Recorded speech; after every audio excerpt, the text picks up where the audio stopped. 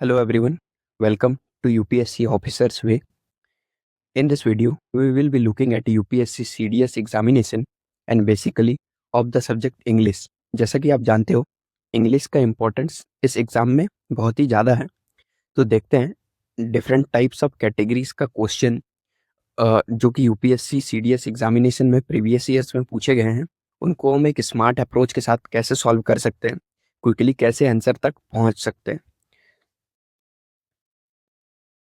Now अब questions में जाने से पहले ये कुछ कॉमन मिस्टेक्स है जो फ्रिक्वेंटली हम करते हैं, जिनसे हमारा मार्क्स इम्प्रूव नहीं हो रहा होता है। तो इनको देख लेते हैं। जैसे first, solving questions without understanding, quickly jumping to options, no meaning और क्लियरिटी।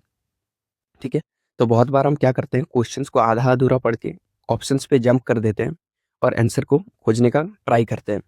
बट इससे होता क्या है कि आंसर तो हो सकता है गलत भी आ जाए और जल्दी आता भी नहीं है। तो इनको अवॉइड करना है, इस तरह के अप्रोचेस को। Falling for the traps, getting tricked bye UPSC trap option, choosing attractive but wrong answer. अब देखोगे बहुत से क्वेश्चंस में यूपीएससी ने ऑप्शन को ऐसे सेट करे हुए होते हैं जो आपको बहुत ही आई कैची हैंडसम सा लगता है, बट एक्चुअली में वो आंसर रॉन्ग होता है। तो इसको भी थोड़ा सा ध्यान रखना है। Ignoring tones, themes and ideas, translating everything to Hindi, इससे क्या होता है, सेंटेंस का स्ट्रक्चर लॉस हो जाता है। बहुत बार आप देखोगे बहुत से ऑप्शंस में आप क्या करते हो कि क्वेश्चन को वर्ड बाय वर्ड हिंदी में ट्रांसलेट करके आप ऑप्शंस को चूज करने का कोशिश करते हो, बट इससे होता क्या है, सेंटेंस का स्ट्रक्चर खत्म हो जाता है एक तरीके से। और जैसे कि antonym, synonym, idioms and phrases में अब देखना कि बहुत बार पॉजिटिव नेगेटिव टोन को देखते हुए आंसर आ जाते हैं, बट इनको हम क्या करते हैं, कंप्लीटली इग्नोर कर देते हैं। तो इसको भी ध्यान में रखना है। नाउ एक और जो प्रॉब्लम है, बहुत ही इंपॉर्टेंट प्रॉब्लम, वो है रोट लर्निंग। अब देखो वोकैब और ग्रामर में, वोकैब में आप क्या करते हो, mugging thousands of words, still not able to do it in exams. आप डिफरेंट टाइप्स ऑफ स्कोर्स को अपनाते हो, ठीक है, थाउजेंड्स ऑफ वर्ड्स को ट्राई करते हो याद रखने का, बट होता क्या है, वो अल्टीमेटली एग्जाम के टाइम पे होल्ड नहीं हो पाते हैं माइंड में, और फिर हम सॉल्व नहीं कर पाते हैं क्वेश्चंस को।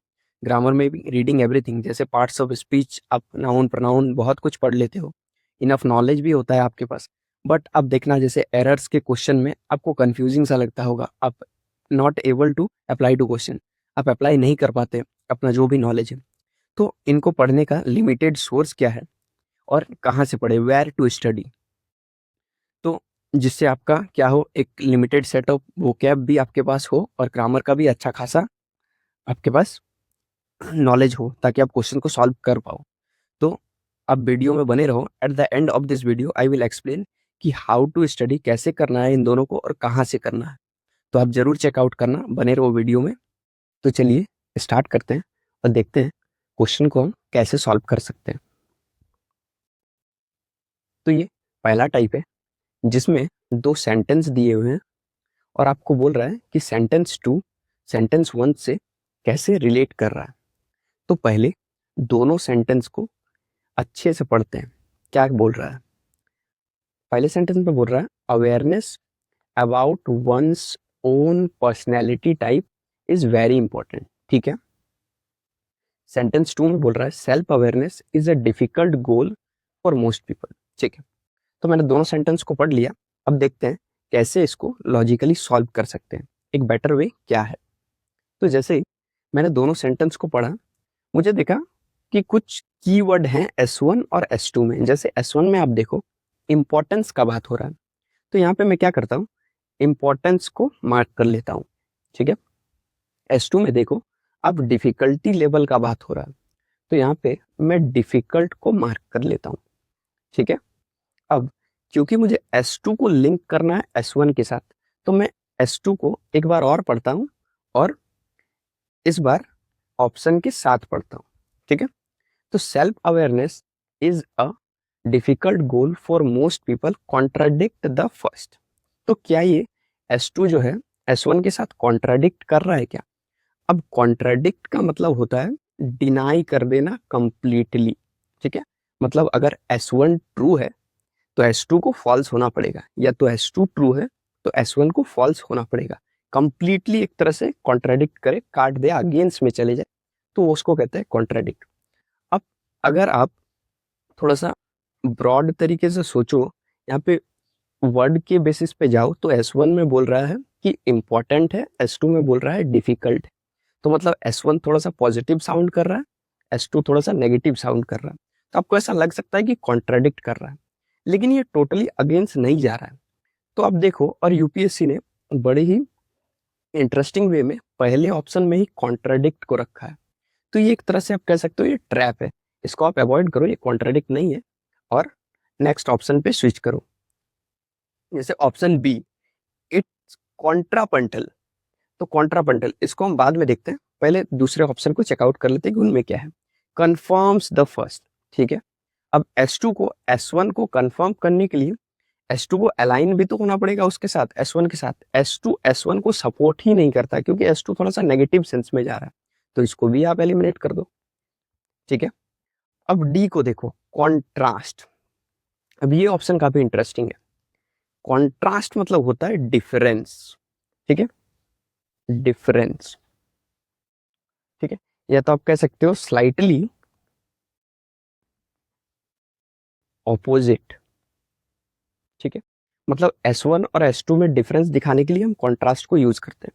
तो आप देखो, S1 इंपॉर्टेंस का बात हो रहा है और S2 डिफिकल्टी का, मतलब S1 यहाँ पॉजिटिव सेंस में बात कर रहा है, ठीक है, S2 यहाँ पे नेगेटिव सेंस को पोर्ट्रे कर रहा है। तो आपको ऐसा लग सकता है कि ये दोनों कॉन्ट्रास्टिंग है, बट आप क्या करो, होल्ड करो और देख लो जो एक और ऑप्शन था, दैट इज ये कॉन्ट्रापंटल, क्या ये बेटर ऑप्शन है क्या, फिर इस पे आते हैं वापस, ठीक है। तो कॉन्ट्रापंटल, कॉन्ट्रापंटल का मतलब होता है, जनरली म्यूजिकल टर्म में इसको ज्यादा यूज करते हैं। इसका मतलब होता है कि जब दो मेलोडी को आप एक साथ लाते हो और एक कुछ नया क्रिएट करते हो, कोई नया हारमोनी क्रिएट करते हो, तो उस सेंस में कॉन्ट्रापंटल को यूज करते हैं। यहाँ पे मीनिंग ये होगा कि आप दो आइडिया को साथ में ला रहे हो और वो कुछ एक पोर्ट्रे कर रहा है। तो आप देखो, S1 जो है यहाँ पे इंपॉर्टेंस का बात कर रहा है, S2 क्या है, डिफिकल्टी लेवल का बात कर रहा है। दोनों अलग है, ठीक है, बट दोनों एक ब्रॉडर सेंस में सेल्फ अवेयरनेस के पिक्चर को पोर्ट्रे कर रहे हैं। अगर आप साथ में देखो तो S1 में awareness is very important, but it is practically difficult to achieve most for the most of the people, और एक तरह से ये बात कर रहा है सेल्फ अवेयरनेस का। तो सबसे बेस्ट ऑप्शन यहाँ पे ये कॉन्ट्रापंटल ही है, तो आप इसके साथ जाओ, लॉजिकली ये सबसे बेस्ट ऑप्शन है। अच्छा, अगर यहाँ पे कॉन्ट्रापंटल नहीं होता तो फिर हम क्या करते, फिर हम इस कॉन्ट्रास्ट के साथ पॉजिटिव नेगेटिव सेंस में हम जा सकते थे, ठीक है। बट क्योंकि यहाँ पे कॉन्ट्रापंटल है, तो अभी सबसे बेस्ट ऑप्शन वही है, तो ये क्या हो जाएगा, इसको हम मार्क कर देंगे, बाकी तीनों को हम कैंसिल कर सकते हैं।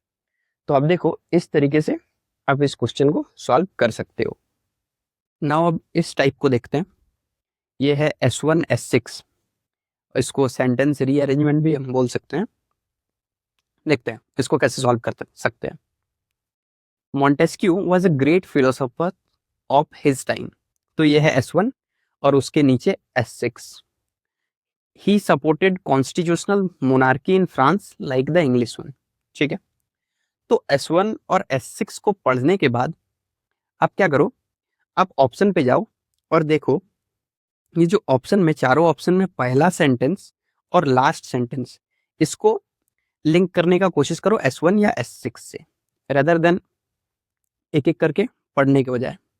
तो देखते हैं, फर्स्ट वाले को देखते हैं पहले, PQRS। तो Montesquieu was a great philosopher of his time, उसके बाद he wanted power to be share between king, nobles and third state. तो हो सकता है, हो सकता है। अब बी को देखते हैं, S1 के बाद S से स्टार्ट, मतलब Montesquieu was a great philosopher of his time if this was done. तो अगर S1 के बाद अगर ये इससे स्टार्ट करें हम, इफ दिस वाज डन, तो दिस वाज डन क्या, व्हाट वाज डन, व्हाट, तो फिर ये सेंस नहीं हो रहा, तो ये बी को आप एलिमिनेट कर सकते हो। नाउ सी को देखते हैं, क्यू, S1 के बाद in his book the spirit of laws he propagated the theory of separating power into three branches of government, executive, legislative and judiciary. ठीक है, ये भी ठीक है, अभी के लिए ये ठीक था ही, तो इसको अभी रहने देते हैं। डी को देखते हैं। डी में स्टार्टिंग है आर से, तो to prevent any of the three classes from becoming too powerful. तो पहले हम क्लास को, ये थ्री क्लासेस जो है, इस क्लास को मैंने डिफाइन ही नहीं किया है किसके बारे में बात हो रहा है, तो आर से भी स्टार्टिंग नहीं होगा। तो 50% काम मेरा हो चुका है। अब हमें ये देखना है कि ए है या सी। तो देखते हैं, Montesquieu was a great philosopher of his time. फिर अगर पी पे मैं आऊं, पहला ऑप्शन पे, he wanted power to be share between king and the noble and the third state. उसके बाद in his book the spirit of love he propagated the theory of separating power into three branches of government, legislative, executive and judiciary. तो P के बाद Q ये नहीं लग रहा है, क्योंकि अब देखो क्यू क्या है, क्यू में उनके थ्योरी के बारे में बताया जा रहा है, थ्योरी के बारे में बताया जा रहा है, और उनका जो आइडिया है एग्जीक्यूटिव, लेजिस्लेटिव और जुडिशरी का, वो क्यू में पोर्ट्रे किया गया है। तो क्यू फर्स्ट सेंटेंस लग रहा है। उसके बाद he wanted power to be share between king, nobles and the third, उसके बाद लग रहा है। तो क्यू के बाद पी आ रहा है। तो हम क्या कर सकते हैं, क्यू के बाद पी, इसमें सी को है उसको सही कर सकते हैं और इसको हम क्रॉस कर सकते हैं। अगर फिर भी ऐसे ना समझ में आए, तो अब देखो, अब अगर इस आर को देखोगे, to prevent any of the three classes, ये थ्री क्लास, ये जो थ्री क्लास है, ये किसके बारे में बात हो रहा है? थ्री क्लास कौन कौन सा है? किंग है, नॉवल है और थर्ड स्टेट है। तो आर से पहले पी आना चाहिए, आर से पहले पी आना चाहिए। तो पी आर का एक तरह से पेयर होना चाहिए। और यहाँ पे थ्री क्लास लेजिस्लेटिव, एग्जीक्यूटिव और जुडिशरी नहीं है, क्योंकि ये क्या है, ये एक इंस्टीट्यूशन है, ना कि social group. Classes generally social group को डिनोट किया जाता है, तो वो किंग, नॉबल्स और थर्ड स्टेट। तो अब देखो पीआर का पेयर है और वो सिर्फ सी में है, सी में है। तो इस तरह से सी को हम कर देंगे, सी को हम करेक्ट कर देंगे, और इसको ए, बी और डी को आप एलिमिनेट कर सकते हो। तो इस क्वेश्चन में आप ऐसे इसको सॉल्व कर सकते हो बिना टाइम वेस्ट किए। अब इस टाइप को देखते हैं, ये क्या है? Idioms and phrases. तो सीडीएस में इडियम्स एंड फ्रेजेस जो है, इनको भी पूछने का तरीका थोड़ा सा अलग है। कैसे? जैसे आप अगर पेपर को थोड़ा सा ऑब्जर्व करो, तो आप इस इडियम्स एंड फ्रेजेस को भी ब्रॉडली दो कैटेगरी में डिवाइड कर सकते हो। ठीक है, जैसे एक तो होते हैं वो इडियम्स जो आपको लिटरली पता होना चाहिए, तो ही आप उसको सॉल्व कर सकते हो। लेकिन एक ऐसे भी होते हैं जैसे इस टाइप का, इसमें आप क्या कर सकते हो, लॉजिकली थोड़ा सा समझ के, अंडरस्टैंड करके चीज़ों को सॉल्व कर सकते हो, ऑप्शन को एलिमिनेट करके, या तो थीम को अलाइन करा के सॉल्व कर सकते हो। जैसे देखते हैं इसमें, जैसे यहाँ बोल रहा है, a bird in hand is worth two in the bush. अब बुश का मतलब होता है पेड़ पौधे, या फिर आप कह लो जो झाड़ियां होते हैं, वो आप कह सकते हो। ठीक है, तो यहाँ बोल रहा है अ बर्ड इन हैंड। ठीक है, अब इसको देखो, अ बर्ड इन हैंड, इससे क्या सेंस क्रिएट हो रहा है? इसका मतलब कोई चीज जो आपके हाथ में है, मतलब अभी एट प्रेजेंट जो आपके पास है। तो बर्ड का ही मैं अगर एग्जांपल लेके चलूं, तो अ बर्ड इन हैंड मतलब आपके पास एक बर्ड अभी है प्रेजेंट में, मतलब वो चीज जो आपके पास सर्टेन है। ठीक है, इज वर्थ, वर्थ का मतलब value, two in the bush. ठीक है, तो टू इन द बुश ये क्या है? अगर आप कंप्लीट सेंस में देखो, तो एक बर्ड जो आपके हाथ में है, मतलब आपके पास जो अभी है, वो बेटर है उससे, वो वैल्यूएबल है उससे, उन दो बर्ड से जो पेड़ पौधों में कहीं है, या फिर बुश, झाड़ियों में कहीं है। तो ये क्या है? ये अनसर्टेन है, अनसर्टेन है, पॉसिबिलिटी का बात कर रहा है। मतलब आपके पास फ्यूचर में जो है, हो सकता है आपके पास, जैसे आप देखो अ बर्ड, आपके पास अभी एक बर्ड है, आप दो को देख रहे हो, यहाँ पे दो, टू दिया हुआ है पॉसिबिलिटी में, बट आप हो सकता है उन दो बर्ड्स को पकड़ने जाओ, वो आपके हाथ में ना आए। तो क्या है? टोटली ये अनसर्टेन है। तो वही बोल रहा है यहाँ पे, थीम ये है कि सर्टेनिटी का वैल्यू अनसर्टेनिटी से ज्यादा है, आपके पास जो अभी है वो ज्यादा वैल्यूएबल है। तो अब देखते हैं इस थीम के साथ कौन सा ऑप्शन अलाइन कर रहा है। ठीक है, what hidden is always a matter of speculation, मतलब जो छिपा हुआ है एक तरह से आप उसको गैस कर सकते हो। तो ये नहीं है, क्योंकि ये उसके थीम पे नहीं है, तो इसको आप एलिमिनेट कर दो। What we have is always more valuable than what we have a chance of getting. तो ये परफेक्टली सही है, क्योंकि ये उसके थीम के साथ अलाइन कर रहा है, ठीक है। बट बाकी ऑप्शन को भी देख लेते हैं, जैसे see, a gift is always better kept close to oneself. Gift जो है उसको आपको अपने तक ही रखना चाहिए, मतलब अपने पास सीक्रेटली रखना चाहिए, तो ये भी उसके थीम से अलाइन नहीं कर रहा है, तो इसको भी आप काट सकते हो। डी, देखो, what can happen is always better than what has happened, मतलब एक तरीके से ये फ्यूचर का बात कर रहा है। Future is always better, better है किससे, जो हो चुका, मतलब पास्ट से, मतलब जो सर्टेन है उससे, जो हो चुका उससे फ्यूचर बेटर है, तो ये तो उसके टोटली ऑपोजिट ही जा रहा है। वहां पे बोल रहा है जो सर्टेन है एट प्रेजेंट जो आपके पास है वो अनसर्टेनिटी से ज्यादा वैल्यूएबल है, और इसमें उसका टोटली ऑपोजिट बोल रहा है, तो इसको भी आप एलिमिनेट कर सकते हो। तो आपका बी यहाँ पे करेक्ट आंसर हो जाएगा। और एक चीज आप और देखो, जैसे सर्टेनिटी पे उन्होंने अ बर्ड बोला है, मतलब एक बर्ड, और यहाँ पे पॉसिबिलिटी के केस में टू इन द बुश बोला है, दो बोला है, तो ये भी आप देख सकते हो।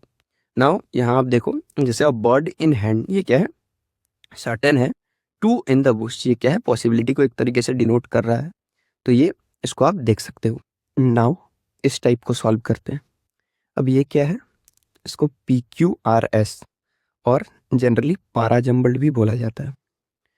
तो इस टाइप में जनरली आप मोर और लेस सॉल्व कर ही लेते होगे, बट यहाँ पे ये है कि आपको सॉल्व तो करना है, बट आप कितने जल्दी सॉल्व कर सकते हो, ताकि यहाँ जो टाइम बचे अब दूसरे क्वेश्चन में जो थोड़ा रिलेटिवली टफ है उसमें यूटिलाइज कर सकूं। तो देखते हैं इसमें इसको कैसे सॉल्व कर सकते हैं सबसे इजीएस्ट और सबसे क्विक वे में। तो पढ़ते हैं स्टार्टिंग से। That may push the viewers to hours of content are shown in a way think that they are watching a program rather than an advertisement. तो जैसे ही मैं पढ़ता हूँ तो मुझे समझ में आता है दैट यहाँ पे आर और एस का एक पेयर है। क्यों पेयर है, क्योंकि आप देखो यहाँ पे बोल रहा है watching a what, watching a program, तो यहाँ पे आर और एस आपस में लिंक कर रहे हैं। तो आप ढूंढो कि आर एस का पेयर कहाँ पे है। जैसे आप ऑप्शन ए को देखो तो आर एस का पेयर यहाँ है, ऑप्शन बी में नहीं है, ऑप्शन सी में भी नहीं है, ऑप्शन डी में है, तो 50% काम आपका हो चुका है। अब आप देखो, जैसे ऑप्शन डी को चेक करो तो ऑप्शन डी स्टार्ट हो रहा है थिंक से, think that they are watching, तो ये थिंक से स्टार्ट नहीं हो सकता क्योंकि ये middle part of the sentence लग रहा है, तो इसको आप एलिमिनेट कर सकते हो और आप ए के साथ जा सकते हो। फिर भी एक बार क्रॉस चेक करने के लिए आप पढ़ के देख लो, जैसे QPRS hours of content are shown in a way that may push the viewers to think that they are watching a program rather than an advertisement. तो इस तरीके से आप इसको कर सकते हो। अब नेक्स्ट देखते हैं, जैसे engaged in performing visual and literary arts in the field of intangible heritage, the ministry extend financial support to individuals, group of individuals, cultural organizations। तो पढ़ने के बाद यहाँ भी आप देख सकते हो कि ये जो individuals, group of individuals and cultural organisation, ये आपस में एक दूसरे से लिंक है, और आप देख लो यहाँ कॉमा भी है, तो ये क्या है, पेयर फॉर्म कर रहे हैं आर और एस फिर से। तो आप वही चेकआउट करो ऑप्शन में कि कहाँ पे है। जैसे ऑप्शन ए में है आर एस का पेयर, ऑप्शन बी में आर एस का पेयर नहीं है, ऑप्शन सी में आर एस का पेयर नहीं है, ऑप्शन डी में भी नहीं है। तो आप इसको इजीली सॉल्व करके देख सकते हो। एक बार आप रीड कर लो, the ministry extend financial support to individuals, group of individual, cultural organisations engaged in performing visual and literary arts in the field of intangible heritage। तो इसको आप इस तरीके से जल्दी सॉल्व कर सकते हो ताकि आपका टाइम बचे और उस टाइम को आप यूटिलाइज कर सको दूसरे क्वेश्चंस में। इस टाइप के क्वेश्चन को देखते हैं जिसमें आपको क्या दिया जाता है, पार्ट्स ऑफ स्पीच दिया जाता है, नाउन, वर्ब, एडजेक्टिव वगैरह, और 4 वर्ड दिए जाते हैं, 4 आपको वर्ड दिए जाएंगे। आपको ये चूज करना है कि कौन सा क्या है। तो देखते हैं इसको कैसे सॉल्व करते हैं। इसमें आपको थोड़ा सा ग्रामर का नॉलेज होना चाहिए। अब जैसे इसको सॉल्व करने से पहले आप क्या करो, आप ये जो कोड दिया हुआ है ऑप्शन में, अब इसको चेकआउट करो। जैसे ए, बी, सी और डी। अब आप देखो, ए जो कि नाउन है, यहाँ नाउन है, ए में सिर्फ 2 और 1 ही है, मतलब ए या तो ये हो सकता है या ये हो सकता है। ठीक है, तो आप ए से ही स्टार्ट करो। तो ए क्या है? नाउन। अब आपको ये पता होगा दैट जो आई ओ एन से एंड होने वाले वर्ड है वो क्या होते हैं? नाउन होते हैं। तो आप यहाँ देख सकते हो, सेकंड में है ए एल वाई और यहाँ पे फर्स्ट में है आई ओ एन। तो नाउन ये हो जाएगा, इससे आप इसको मैच कर सकते हो। तो ए क्या हो जाएगा? 1 हो जाएगा, क्वालिफिकेशन नाउन है। तो अगर ए नाउन है, ठीक है, दैट इज क्वालिफिकेशन, तो आप यहाँ पे इस ऑप्शन ए को एलिमिनेट कर दो क्योंकि यहाँ 2 है, और इसको भी एलिमिनेट कर दो। उसके बाद आपके पास बी बचा और सी बचा।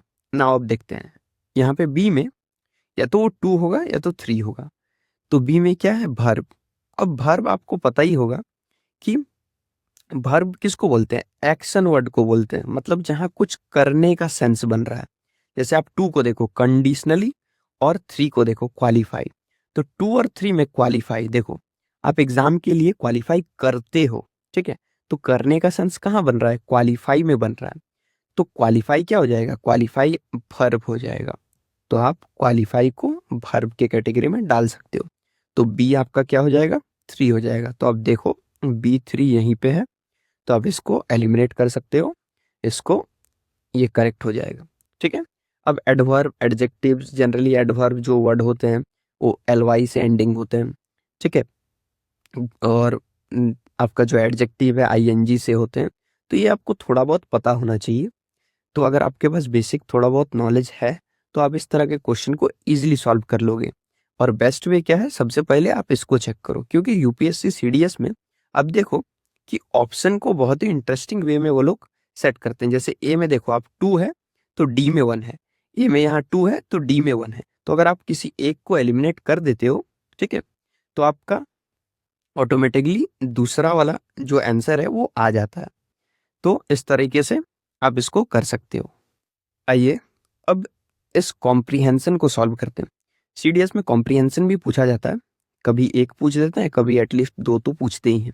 तो देखते हैं कॉम्प्रिहेंशन को सॉल्व करने का सबसे बेस्ट अप्रोच क्या है। जैसे इस कॉम्प्रिहेंशन को अगर आप देखो तो यहाँ पे अब फर्स्ट लाइन को पढ़ लो, किसके बारे में? Plastic is an essential commodity with multiple uses based on its की quality of malleability, flexibility and durability. ठीक है, तो ये प्लास्टिक के बारे में है। अब आपको पूरा पैसेज पढ़ने का, पूरा कॉम्प्रिहेंशन पढ़ने का कोई जरूरत नहीं है। जनरल टॉपिक के बारे में जो कि है प्लास्टिक, तो आप सीधे क्वेश्चन पे स्विच करो और देखो क्वेश्चन में क्या पूछा गया है। जैसे यहाँ पे plastic has distressing effect on, ठीक है, तो प्लास्टिक का डिस्ट्रेसिंग इफेक्ट किस में होगा? Only human. ओनली ह्यूमन, क्या सिर्फ ह्यूमन में ही होगा क्या? और ओनली अपने आप में ही बहुत ही एक्सट्रीम स्टेटमेंट है, तो सिर्फ ह्यूमन पे तो नहीं होता है। तो इसको देखते हैं, बी में क्या है? ओनली मरीन लाइफ, तो सिर्फ मरीन लाइफ पे भी नहीं होगा। ठीक है, होगा तो किस में? ये जो सी है दोनों में होगा, both humans and marine life. तो सबसे बेस्ट ऑप्शन क्या है? ये है, आप इसको टिक करो। ये आपका गलत हो जाएगा, ये आपका गलत हो जाएगा, नन ऑफ द अबव तो होगा ही नहीं। तो ये both humans and marine life ये सही है, आप इसको मार्क करो और आगे बढ़ सकते हो। अब जैसे सेकंड क्वेश्चन पे आते हैं, plastics and plastic particle can be found, अच्छा, इन ओशनिक डेप्थ, ठीक है, हो सकता है, ऑन माउंटेन टॉप हो सकता है, इन मेटल्स एंड मिनरल्स। तो मेटल्स और मिनरल्स में रॉ फॉर्म में प्लास्टिक नहीं होता है, तो इसको आप एलिमिनेट कर सकते हो इजीली। ये सी आंसर नहीं है, अगर सी नहीं है तो डी भी नहीं है, ऑल ऑफ द अबव भी नहीं है। और आप देखो आपके पास बचा है ए और बी। ए और बी में अगर आप देखो तो फर्स्ट क्वेश्चन में बात हो रहा था ह्यूमन और मरीन लाइफ का, मतलब पैसेज में जरूर मरीन लाइफ के बारे में बात हुआ ही होगा। तो यहाँ पे इन दोनों में से अगर मुझे चूज करना है तो सबसे बेस्ट क्या है? सबसे बेस्ट है इन द ओशियनिक डेप्थ। तो इसके साथ में जाऊंगा, इसको मैं क्या करूंगा? क्रॉस कर दूंगा, क्योंकि दोनों तो आंसर है नहीं। तो ये सबसे बेस्ट है, ओशियनिक डेप्थ। तो इस तरह से आप देख सकते हो। Now plastic pollution appears to be, ठीक है, अ एपिडेमिक, ठीक है, अ पेंडेमिक, ठीक है, अ स्मॉल मैनिक, ठीक है, अ टेम्पोरल हेल्थ प्रॉब्लम। तो टेम्पोरल हेल्थ प्रॉब्लम तो नहीं है, तो इसको आप काट सकते हो, ठीक है। A small manic, small problem भी नहीं है, इसको भी आप एलिमिनेट कर सकते हो। अब एपिडेमिक और पेंडेमिक, जैसे देखो, एपिडेमिक, एपिडेमिक मतलब क्या होता है, ऐसा कुछ जो सिर्फ एक स्पेसिफिक रीजन से ही बिलोंग करे, मतलब कोई ऐसा डिजीज फैल गया जो सिर्फ एक पर्टिकुलर रीजन पे ही फैला हुआ है, बहुत ज्यादा वाइड स्प्रेड नहीं है, ठीक है। पेंडेमिक, जैसे पेंडेमिक को देख सकते हो, कोविड-19 पेंडेमिक, ये हर जगह फैला हुआ था, तो इसीलिए इसको पेंडेमिक का टाइटल मिला। तो प्लास्टिक क्या है, प्लास्टिक तो वाइड स्प्रेड है, प्लास्टिक का प्रॉब्लम वर्ल्ड में चारों तरफ है, तो वो क्या है, वो पेंडेमिक हो जाएगा, एक तरीके से पेंडेमिक हो जाएगा, यहाँ पे आप एपिडेमिक को एलिमिनेट कर लो। तो नेक्स्ट क्वेश्चन को देखते हैं। Plastic is considered an essential commodity because, अब प्लास्टिक को यहाँ एसेंशियल कॉमोडिटी मान रहे हैं, मतलब पॉजिटिव स्टेटमेंट है ये, ठीक है। अब पॉजिटिव स्टेटमेंट में देखते हैं, it has made our lifes easier, तो ये भी पॉजिटिव है, ठीक है, देखते हैं। इट काउजेज हेल्थ हजार्ड, ये नेगेटिव स्टेटमेंट है, इसको काट देते हैं, एलिमिनेट कर देते हैं। इट क्लॉग्स नेचुरल इकोसिस्टम, मतलब एक तरीके से ब्लॉक करता है, तो ये भी नेगेटिव है, इसको भी आप एलिमिनेट कर सकते हो, ठीक है। It has multiple uses in our everyday life, हाँ ये पॉजिटिव स्टेटमेंट है, और सबसे बेस्ट स्टेटमेंट भी यही लग रहा है, क्योंकि मल्टीपल यूजेस है एवरीडे लाइफ में, इसीलिए वो एसेंशियल कमोडिटी है, ठीक है। और अगर आप फर्स्ट लाइन को भी देखोगे, जो हमने पढ़ा था यहाँ पे, plastic, plastic is an essential commodity multiple uses, अब देखो यहाँ पे मल्टीपल यूजेस है इसका, तो सबसे बेस्ट ऑप्शन क्या हो जाएगा आपके पास, यही, it has multiple uses in everyday life, तो इन दोनों में से आप इसको चूज कर सकते हो, इसको एलिमिनेट कर सकते हो, तो ये आपका आंसर हो जाएगा। अब देखते हैं क्लॉगिंग, क्लॉगिंग, एक तो अगर आपको क्लॉगिंग का मीनिंग पता है तो आप इजीली सॉल्व इसको कर दोगे, ऑप्शन से एलिमिनेट कर दोगे बाकी को। बट अगर आपको इस क्लॉगिंग का मतलब पता ही नहीं है तो आप कैसे सॉल्व करोगे। The word clogging in the passage means, तो यहाँ पे हम क्या देखते हैं, ये क्या है, ये पॉजिटिव सेंस को क्रिएट कर रहा है या नेगेटिव सेंस को क्रिएट कर रहा है। आपको अगर वो भी नहीं पता तो आप ऑप्शन पे आओ, जैसे ए ऑब्स्ट्रक्शन, ऑब्स्ट्रक्शन क्या है, एक तरह से नेगेटिव वर्ड है, ठीक है। फ्लो, फ्लो क्या है, पॉजिटिव वर्ड है। ओपनिंग, ओपनिंग भी पॉजिटिव है, ठीक है। क्लियरिंग, क्लियरिंग भी पॉजिटिव है, तो ये तीनों पॉजिटिव है, सिर्फ यही जो है ऑब्स्ट्रक्शन जो है वही नेगेटिव है, ठीक है। तो आप इसके साथ जा सकते हो, ऑब्स्ट्रक्शन के साथ जा सकते हो। अगर आपको फिर भी डाउट हो तो आप क्या करो, आप पैसेज को एक बार स्किम करके देख लो, आपको डीपली रीड नहीं करना है, जल्दी जल्दी स्किम करना है और खोजना है वो क्लॉगिंग वर्ड है कहाँ। जैसे plastic is essential community, multiple uses, की quality, plastic uses, productive, indeed convenient, strict longer purchase through, या तो है नहीं, crisis inhabit inland because we can see it further studies, ठीक है।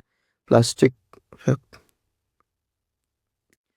तो अब देखो बाकी ऊपर तो दिख नहीं रहा मुझे, see range of plastic, soil land, clogging, ये देखो क्लॉगिंग, तो इस लाइन को पढ़ते हैं।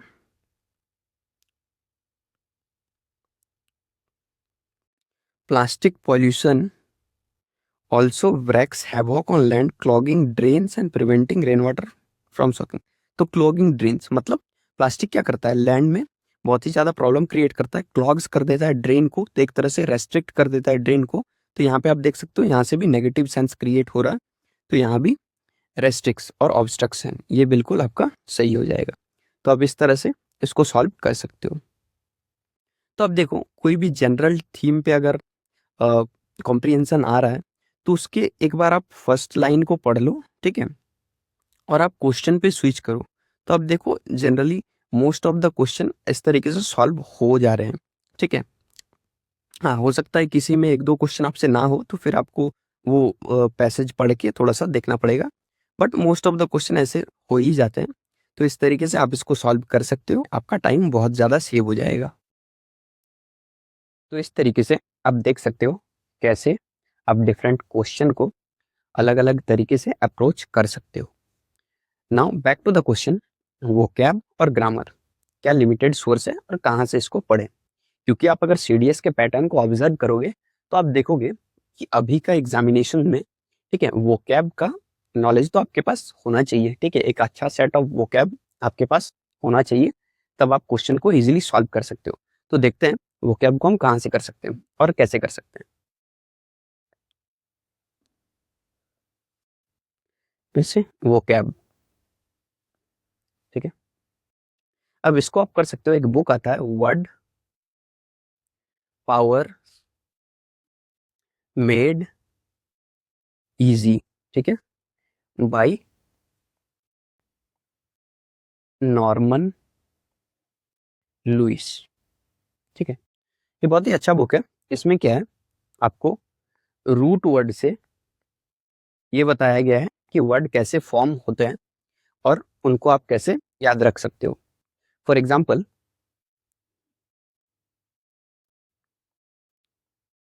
जैसे एक वर्ड है, मान लो अल्टर, इसका मतलब होता है अदर, ठीक है। अब आप देखो कि इससे, इस अल्टर से कितने सारे वर्ड बन रहे हैं, ठीक है। जैसे फर्स्ट एल्ट्रुइस्ट,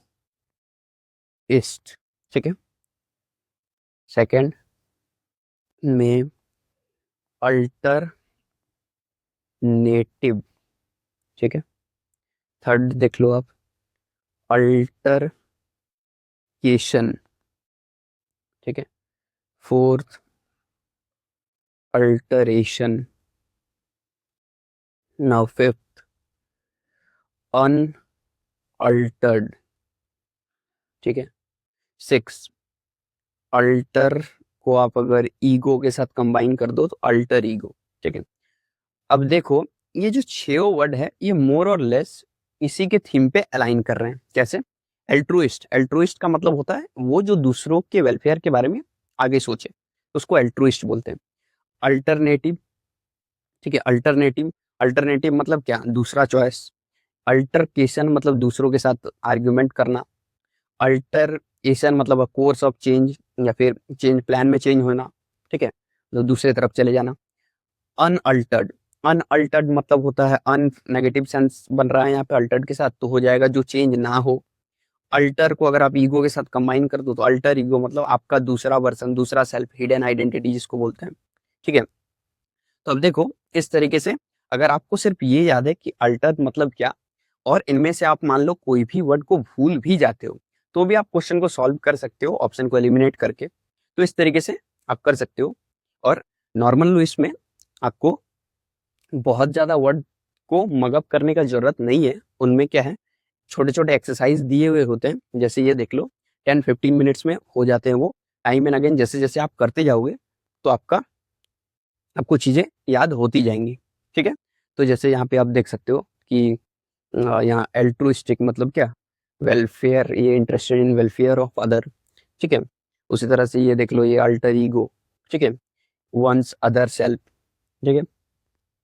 अल्टरनेटिव, अल्टरनेटिव का क्या मतलब हो जाएगा? अल्टरनेटिव का मतलब जैसे ये देखो आप चॉइस, यहाँ पे अल्टरेशन, अल्टरेशन, ठीक है, चेंज, अल्टरेशन चेंज। तो इसी तरीके से आप देख सकते हो इसको। नाउ ग्रामर, ग्रामर को कहाँ से करना है, ठीक है।